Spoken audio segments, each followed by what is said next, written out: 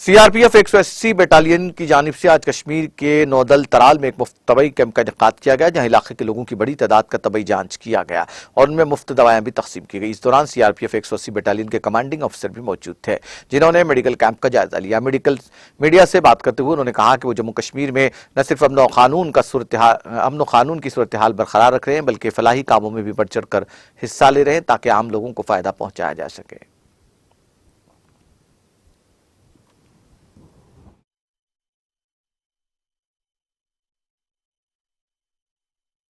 सबसे पहले सभी को जय हिंद, जय भारत।